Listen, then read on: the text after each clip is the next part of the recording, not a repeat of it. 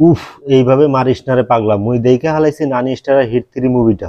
তো কেমন ছিল মুভিটা, চলুন কথা বলে এই বিষয়ে। মুভিটা শুরু থেকে আপনাকে এঙ্গেজ করে রাখবে থ্রিল এন্ড সাসপেন্সের সাথে, কিন্তু মুভিটা শুরু হওয়ার 10-15 মিনিট পরে মুভির আসল কাহিনী থেকে সরে যায়। কিছুক্ষণ পর পর এই বিষয়টা চলতে থাকে প্রথম ফার্স্ট হাফ।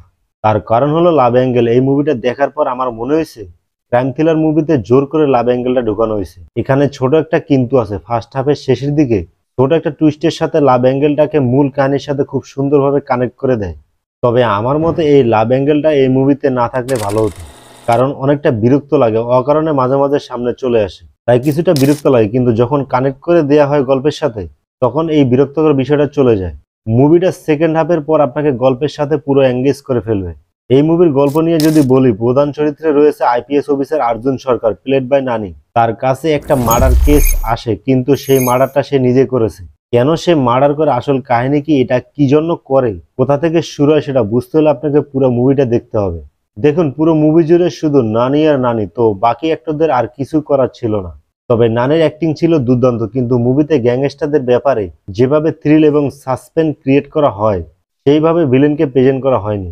ভিলেনকে কেমন জানি হিরোর সামনে দুর্বল মনে হয়েছে। শুধু দুর্বল না, অনেকটাই দুর্বল মনে হয়েছে। এই মুভির অ্যাকশন সিনগুলো ছিল দুর্দান্ত এবং অনেক ভয়ঙ্কর ও ব্রুটাল। কারণ যেখান সেখান দিয়ে ছুরি ঢুকাই দিতেছে, মাথার মগজ নাই, গলা কেটে ফেলতেছে, মনে হইতেছে গরু জবাই করতেছে। এই মুভির কাছে মার্কর কোনো টাইম নেই। ইদানিং করিডোর শটগুলো মুভিতে খুব ভালো কাজ করতেছে। এই মুভিতে একটা করিডোর শট আছে, শটটা ছিল অস্থির।